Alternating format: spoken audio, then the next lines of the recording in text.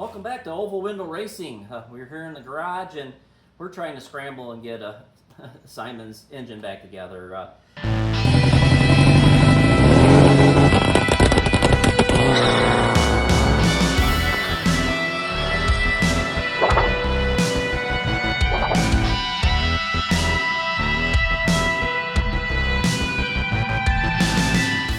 Finally got the new camshaft. I got it installed, and I did. I'm not really an expert, and I'm still trying to learn how to dial in a cam and stuff. So I actually did it, and the numbers, I wasn't really happy with where they came up. And when I'm discovering, or what I did discover, I was using this long dial indicator so I could get down in top of the lifter down in there. But when the lifter goes up and down, if you don't have this thing in there perfectly, it wants to move around.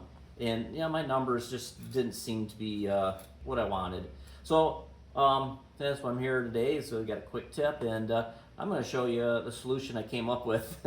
And it seemed to work a little better. I'm going to double check it here, and I've already gone through the liberty of finding a top dead center with the stop method. That's why the piston's installed here. I'll probably take that back out, and I've got my little degree wheel on there. Eventually, I think in order to really get this to work better, I really need to get a bigger one, a more of a professional one. This is something that someone gave me. I think they got it out of something like Hot Rod Magazine and laminated it, and I made the hole a little bigger so it can fit on the Volkswagen crank. That's the trouble with these other ones, a little crank bolt. Volkswagen uses a really big crank bolt to hold on their pulley, where a lot of the other manufacturers use a smaller one. And I don't know why. I guess Volkswagen decided they wanted an overkill. But yeah, let me show what I came up with. Yeah, that's a pretty easy solution. I've seen quite a few videos where a lot of the V8 manufacturers use a push rod. So Volkswagen's push rods are like close to 11 inches long, and it's hard to balance them way up here. So what I did was just cut one just enough where the rod sticks out of the case, and then clean the hole up. So it's a little shorter.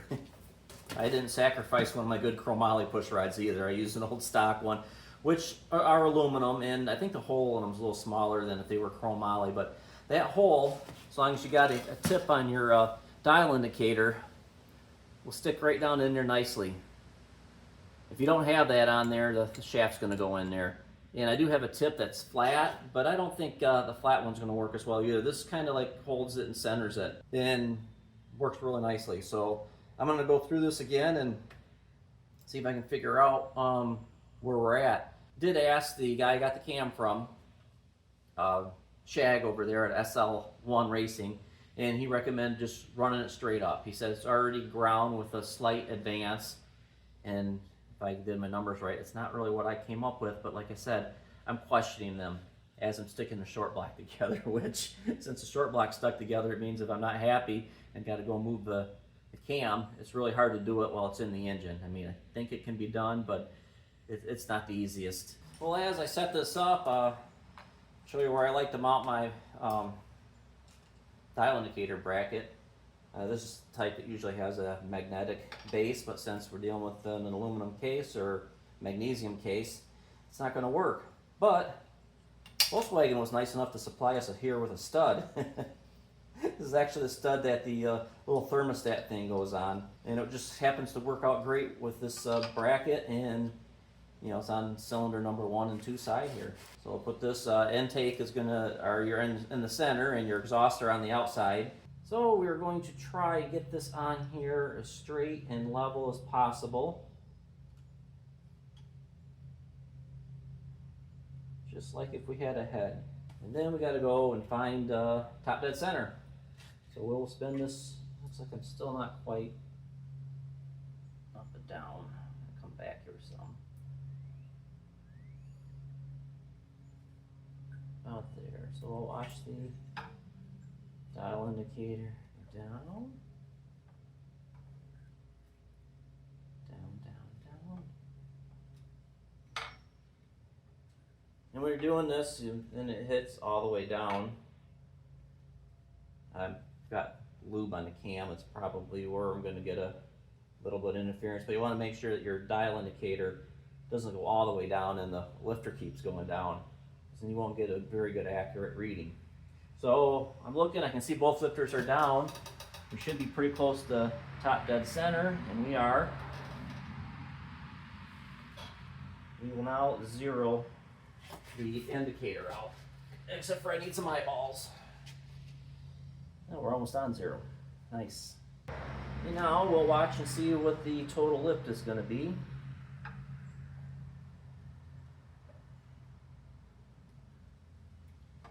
Give it a second here. Now we are rolling up. 1, 2, 3, 10, 20, 30, 40, 50, 65. And I think that's pretty close. Where'd my cam card go? Well, it should be 366, so we're within. It should be 366, so we're within the error. Now, if I remember correctly, we are going to now, since we're on the top of the lobe there, going to zero this out. I do have a video of this further back from when I did Emily's engine. If you really want to see more of a detailed video, but I'm just doing some checks. Now we're going to roll it over. I'm going to go the way the engine rotates until we hit 50 thousandths. Just right about there, and it'll take a reading. We are, let's see what the cam card calls for. It says intake opens before top dead center. Intake closes before bottom dead center. Am I going the right way when I'm rolling this around?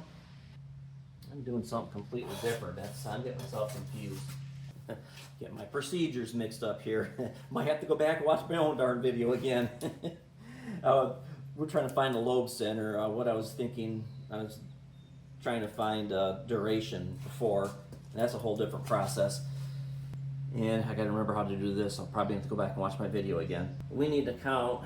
So we are top dead center to almost bottom dead center. We're 90. Another 45. I should get it. Where's my phone? Need a calculator. 90 plus 45 is 135. And we are 10, 26. Plus 26 is 161. Now we're gonna roll the engine back the other way. So we're gonna find the other side of the lobe. Now we're gonna go against the rotation. And it's going to go back to 0 real quickly, and then the needle's going to actually reverse and go back to 50 again. And since we're going backwards, we're going to pass 50 just a tad, and then bring it back, just in case there's any slack in the cam gear.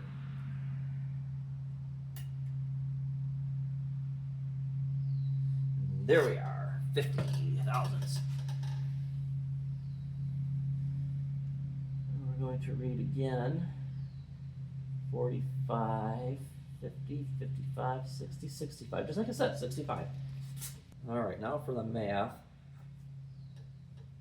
161 plus 65 equals 226. We're going to divide that by 2, giving us 113. That is what I came up with the other day. Actually, I think I came up with 114 the other day.